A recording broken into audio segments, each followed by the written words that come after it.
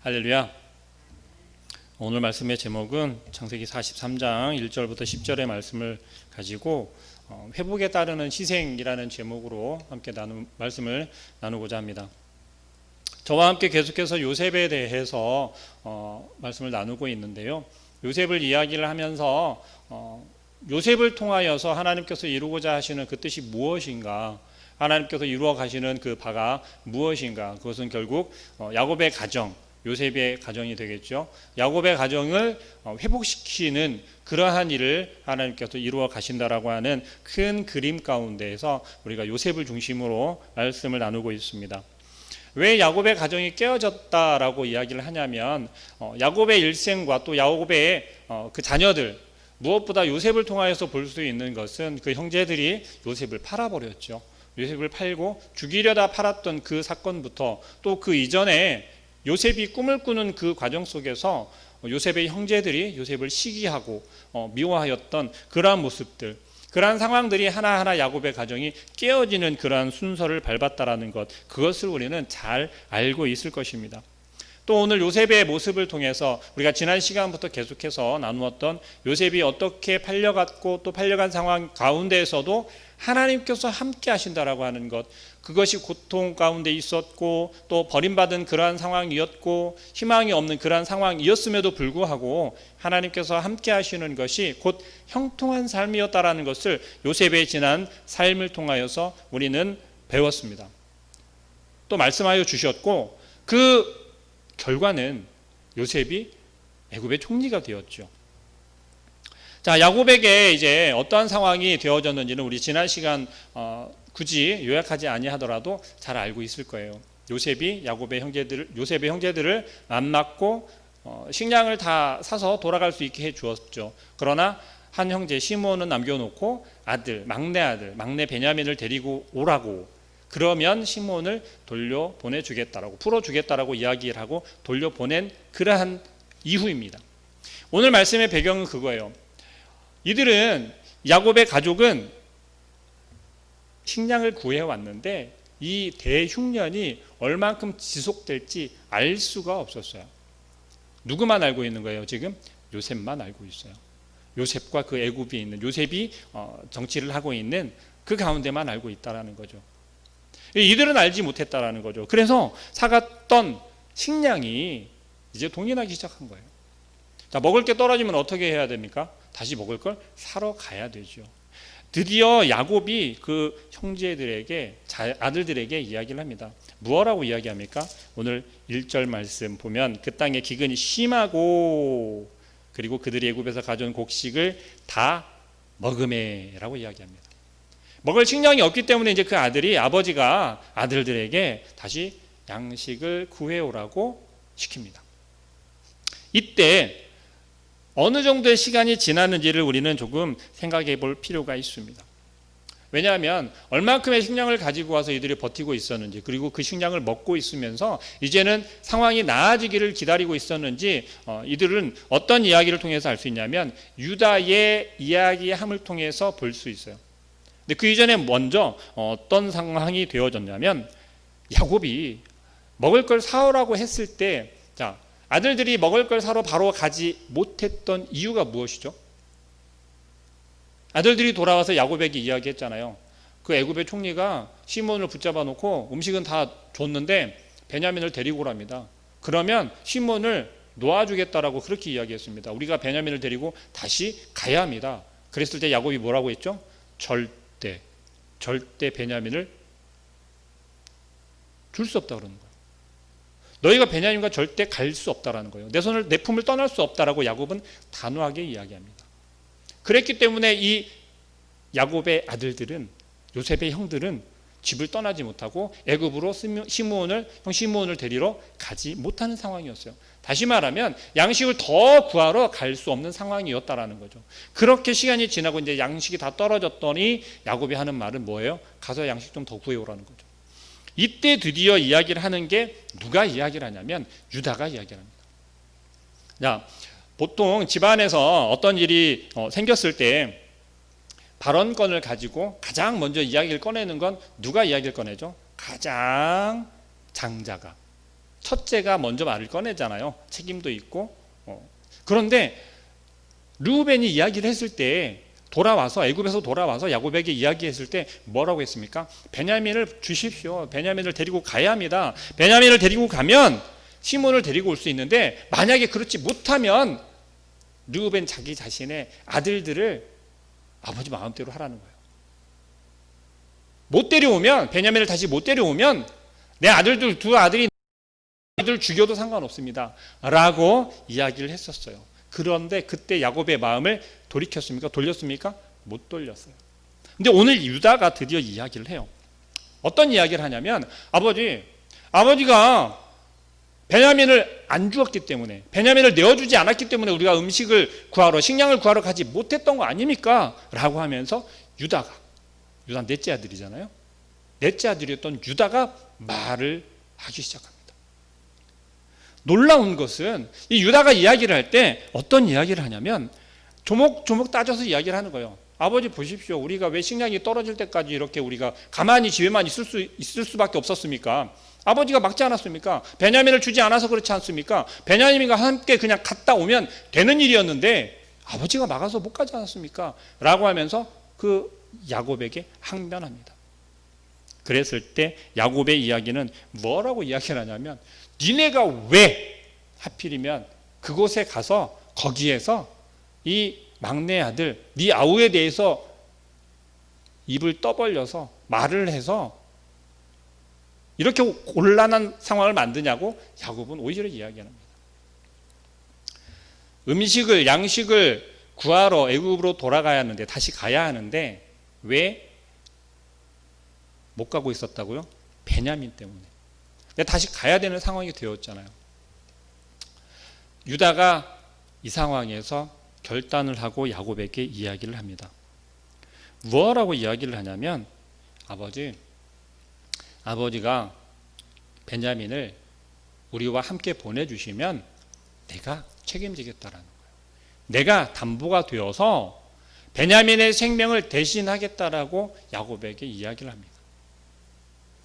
여러분, 첫째였던 르우벤이 이야기를 했던 것과 오늘 유다가 야곱에게 이야기를 하는 것은 어떤 차이가 있을까요?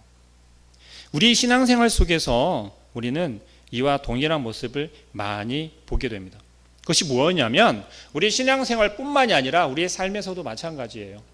내가 책임질 수 없고 나는 책임지기 싫으니 나의 다른 것 혹은 다른 사람 나 아닌 너가 책임지라는 것이 우리의 삶 속에 너무 많이 드러나고 있다는 겁니다.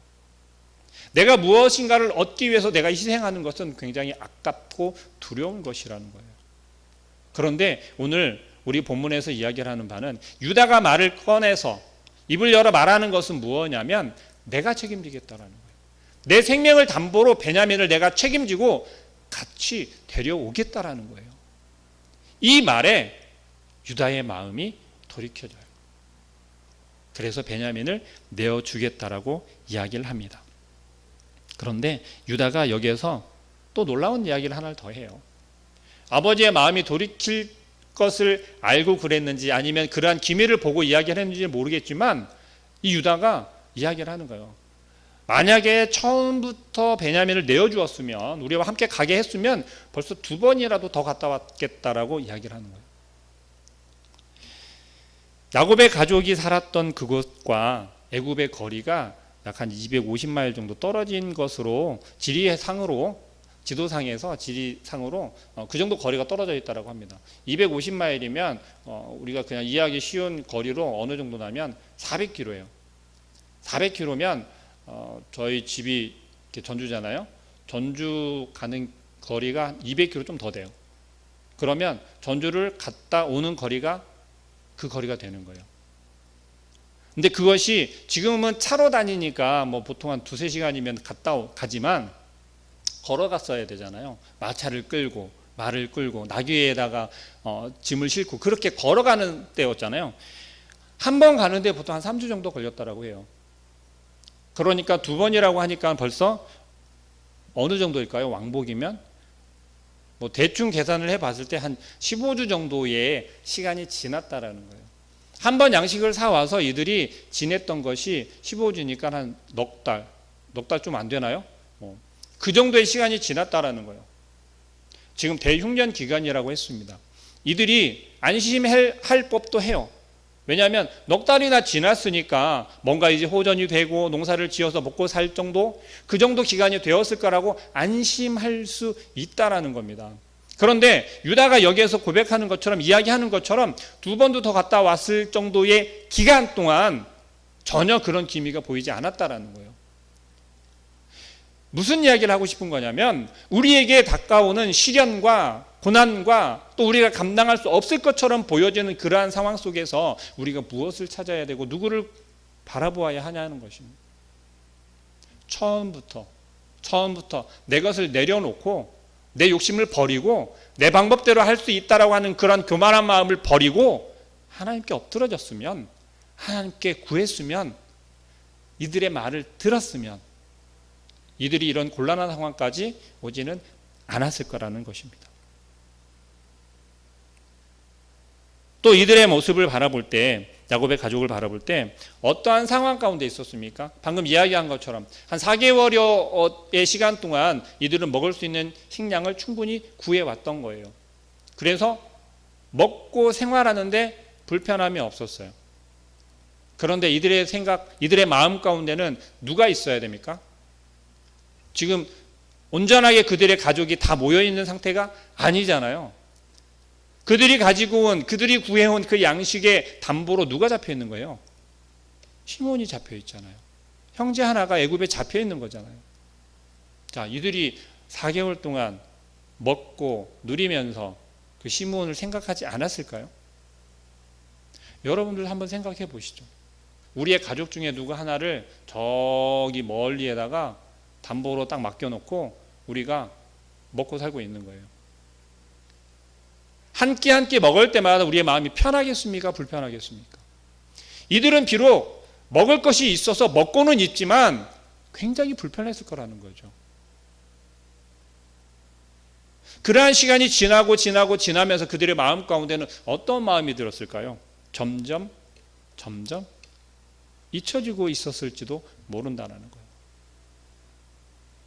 우리의 모습을 한번 되돌아보시기 바랍니다.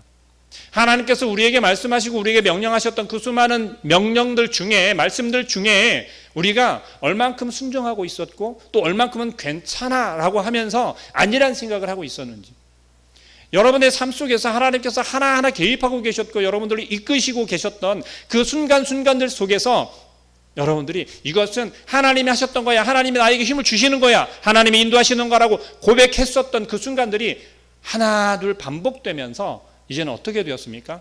내가 해냈다라고 하는 그러한 생각으로 바뀌지 않았습니까? 아니란 생각으로 바뀌어졌다라는 거예요. 지금 야곱의 가정이 온전히 지금 회복하지 못하고 무너지고 깨어진 그러한 모습 가운데 야곱의 가정도 마찬가지로 이미 그 시몬, 그 아들 하나는 거기서 그냥 어떻게 잘 살고 있겠지, 감옥에 있으면 밥은 주니까 굶지는 않겠지라고 하는 그러한 생각으로 하루하루가 지나갔을지도 모르겠다라는 거예요. 그런데 그것이 터진 것이 드디어 오늘 이제, 근데 그게 누구로부터 시작이 된 거예요? 야곱으로부터 시작됐어요. 왜요? 음식이 다 떨어져 가는데 아들들이 말 한마디 안 하는 거예요. 왜 아들들이 말을 못하고 있었을까요? 양식을 구하러 가려면 베냐민을 데려가야 되잖아요. 근데 완고한 야곱은 뭐라고 했습니까? 절대 안 된다라고. 그 야곱의 말에 대해서 누가 하나 선뜻 이야기를 하는 사람이, 이야기를 꺼내는 사람이 없었다라는 거예요. 그런데 누구를 통해서? 넷째 아들이었던 유다를 통해서 이제 시작이 되어진 거예요. 놀랍지 않습니까? 이때 당시는 장자가 모든 것을 책임지고 모든 것을 주관하고 이끌었던 그러한 시대였어요. 우리나라도 마찬가지잖아요. 불과 몇십 년 전만 해도 지금도 마찬가지지 않습니까? 집안의 가장 대소사를 논하고 결정하는 것은 누가 합니까? 가장 큰 아들이 하잖아요. 종갓집에서는 더 그렇고요. 그런데 말을 못하는 거예요. 왜요? 내 아들을 포기하면서까지 베냐민을 데리고 다녀오겠다라고 했을 때 야곱이 통해서 유다를 통해서 유다의 어떤 모습을 통해서 시작이 되는 겁니까? 자기 자신이 자기 자신의 생명을 담보로 내어놓았기 때문에 야곱의 마음이 움직였다. 성경에서 분명하게 그렇게 이야기하고 있지는 않습니다. 그러나 정황상 보면 유다의 그러한 모습이 야곱의 마음을 움직이지 않았을까? 유다의 이 희생이, 자기 생명을 담보하라는 그 희생이 야곱의 마음을 움직이지 않았겠느냐라는 거죠. 그런데 더 놀라운 것은 예수님께서 누구의 자손으로, 누구의 후손으로? 유다의 족보 가운데 나온다라는 놀라운 사실입니다. 하나님께서는요, 하나하나 우리에게 보여주시고 나타내 주시는 것이 그저 지금 당장 요땐 요게 필요해서 저땐 어쩔 수 없으니까 그게 아니고요. 하나에서 열까지 하나님이 치밀하신 그 계획 가운데 하나하나 이루어 가신다라는 사실입니다. 우리는 그 사실을 인정하셔야 돼요. 믿으셔야 하고 또 그 사실을 우리는 여러분들의 삶 속에 의지하셔야 한다는 겁니다. 그리고 드디어 길을 떠나게 되죠. 유다의 그 말 한마디에 자기 생명을 담보로 베냐민을 내가 반드시 그 생명을 보존하겠다라고 하는 그 약속과 함께 그러자 야곱이 놀라운 반응을 보여요. 어떤 반응을 보이냐면 베냐민만 내어주는 것이 아니라 형제들이 애굽에서 돌아왔을 때 어떤 상태였습니까? 곡식단 안에 자기들이 그 곡식값으로 가지고 갔었던 그 돈이 다 다시 들어있었어요. 돌아가면 이들은 어떻게 되는 거예요? 도둑놈에다가 그냥 처형당하는 거 아니겠습니까? 도둑으로 몰려서 두렵고 더 컸을 거예요. 야곱이 그 돈은 물론이거니와 그것보다 더한 선물까지도 준비를 해서 보냅니다. 놀라운 모습 아닙니까? 상상조차 할 수 없는 일이에요. 그러나 하나님께서는 드디어 야곱의 모습 속에 우리가 아직 나누지는 않았지만 야곱을 우리가 묵상할 기회가 된다면 야곱을 묵상할 때 야곱의 모습은 되게 어찌 보면 조금은 찌질합니다. 왜 그러냐면 끝까지 내몰릴 때까지 내몰려야 비로소 하나님을 찾았던 야곱이에요. 야곱이 먼저 하나님을 찾아서 하나님이 야곱을 만나주신 적이 없어요. 그럼에도 불구하고 하나님께서는 야곱을 축복하셨고 야곱과 함께 하셔서 큰 역사를 계획하셨고 이루어가고 계세요. 그런데 어찌 보면 오늘 43장에서 이야기하고 있는 야곱 가정의 모습은, 이 야곱의 모습은 어찌 보면 하나님께서 마지막으로 야곱에게 얻고 싶은 모습, 그 모습을 드러내게 하시는 것이 아닌가라고 생각되어집니다. 결국 야곱은 베냐민을 내어주고 또 그거에 더해서 물질도 더 많이 풍부하게 해서 양식을 구해오게 보냅니다. 하나님께서 야곱에게 정말 원하셨던 건 무엇이었을까요? 야곱이 끝까지 고집하고 붙잡고 있었던 게 무엇인가요? 야곱이 정말로 소중하게 여겼던 게 무엇이었죠?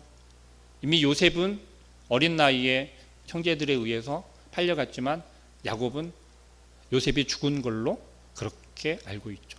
그러면 이제 하나 남은 아들, 지난 시간에 말씀드렸지만 야곱에게 있어서 10아들은 다 필요 없어요.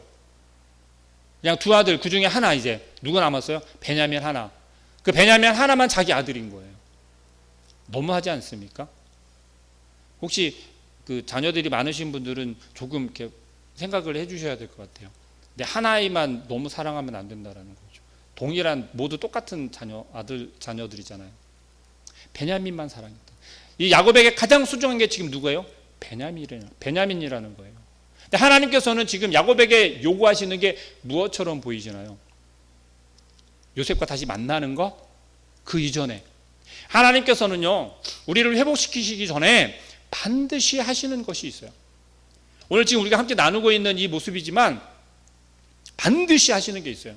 그게 뭐냐면 우리를 완전히 깨부수시는 거예요. 완전히 무너뜨리고 우리의 것은, 나의 것은 하나도 남김없이 산산조각을 내신다라는 거예요. 왜요? 그래야 하나님을 온전히 의지하기 때문에 그렇습니다. 내가 가지고 있는, 여러분이 가지고 있는 가장 소중한 게 무엇인지 한번 생각해 보시죠. 하나님께서 야곱에게 지금 요구하고 계신 건 뭐냐면 베냐민이에요. 야곱이 가장 소중하게 여기고 있는 그 베냐민을 내어놓으라는 거예요. 야곱이 조금 지혜로웠고 이전에 내 어려움 가운데 하나님을 먼저 찾고 하나님께서 하시는 일이라고, 하나님께서 하시는 계획이라고 하는 것을 미리 깨달아 알아서 하나님 앞에 먼저 쫓아가서 엎드릴 줄 아는 야곱이었다면 이렇게까지 오지 않았을 거예요. 그런데 야곱을 잘 아시는 하나님께서는 야곱을 끝까지 내몰고 계셨다는 거죠. 그리고 비로소 야곱은 이제 깨닫게 되는 거예요. 뭘 깨닫게 되냐면 야곱의 할아버지, 누구죠? 아브라함을 생각하게 됩니다. 하나님께서 아브라함에게 무엇을 요구하셨습니까? 하나밖에 없는 아들 이삭을 요구하셨잖아요. 그것을 비로소 깨닫게 하는 것처럼 보여져요. 그것을 비추어서 연상시켜 주고 있다라는 거예요. 야곱은 비로소 베냐민을 내어놓을 수 있는 거예요. 그런데 형제들에게, 아들들에게 베냐민을 내어주지만 어떤 마음으로 내어주는 것이겠습니까? 하나님 앞에 베냐민을 하나님께 맡기고 있다라는 사실입니다. 14절 말씀 한번 볼까요? 14절 말씀입니다. 전능하신 하나님께서 그 사람 앞에서 너희에게 은혜를 베푸사. 뭐라고요? 누가요? 전능하신 하나님께서. 야곱이 베냐민을 내어주고 이 아들들을 애굽으로 다시 돌려보내면서 하신 이유가, 하신 기도가 뭐냐면 14절 말씀이에요. 전능하신 하나님께서 그 사람 앞에서 너희에게 은혜를 베푸사 그 사람으로 너희 다른 형제와 베냐민을 돌려보내게 하시기를 원하노라. 전능하신 하나님이라고 하는 이 고백이 야곱은 언제 한 고백이냐면 베델에서 하나님을 만났을 때 했던 고백인 거예요. 근데 그 고백을 지금 하고 있다라는 것이에요. 이 얘기는 무슨 이야기입니까? 야곱이 비로소 하나님을 다시 찾고 있다라는 거예요.